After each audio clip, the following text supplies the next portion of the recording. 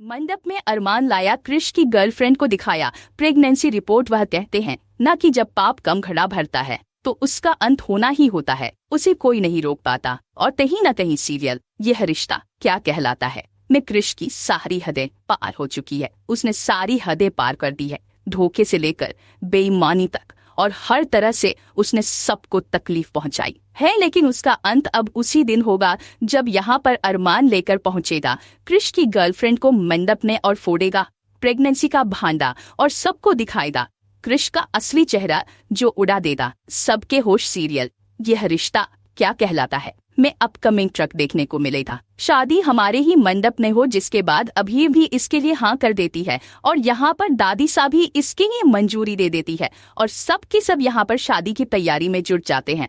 तो दूसरी तरफ देखने को मिलेगा आगे यहाँ पर आप पोद्दार परिवार को वापस यानी दादी सा को फिर से उनकी प्रॉपर्टी लौटने की खातिर अरमान क्रिश के से घुसेगा, जहां पर वॉलपेपर ढूंढेगा ऑफिस में लीगल अथॉरिटी के जिस पर दादी सा की साइन दिए गए थे। वह पेपर ढूंढते हुए अरमान के हाथ एक ऐसी रिपोर्ट लगेगी जो उड़ा देगी क्रिश की होश। जी हाँ दोस्तों, आने वाले महाधमाकेदार एपिसोड में देखने को मिलेगा जहां पर अरमान के हाथ ऑफिस में लग जाती है एक प्रेगनेंसी रिपोर्ट, जिसके बाद अरमान की उड़ जाते हैं हो श्री कृष्ण के ऑफिस में। आखिर यह प्रेगनेंसी रिपोर्ट क्या कर रही है और उसमें क्रिश का नाम होता है और उसे लड़की का भी जो कि क्रिश की गर्लफ्रेंड है।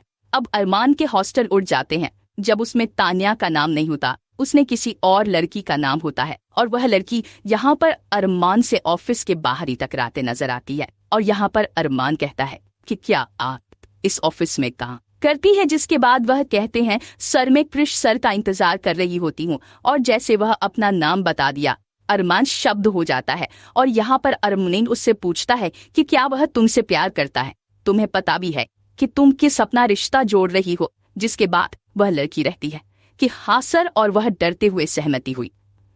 यहाँ पर अरमान को फाइनली बता देती है कि हाँ वह सच में क्रिश से प्यार करती है। जिसके बाद अरमान कहता है लेकिन क्रिश की तो सगाई हो चुकी और उसकी तो अगले हफ्ते में शादी है। जिसके बाद वह लड़की शक हो जाती है, वह कहती है कि क्रिश ने मुझे धोखा दिया है, वह मुझे सपने दिखा दे रहा कि वह मुझे एक अच्छी रिपोर्टेड पोजीशन देगा हूँ, तो वह किसी और से शादी कैसे कर सकता है। और उसने तो मुझे कभी बताया ही नहीं कि उसकी सगाई हो चुकी और उसकी शादी भी होने वाली है। जिसके बाद अरमान यहाँ पर शॉक्ड हो जाता है जब यह सच्चाई इसके सामने आती है।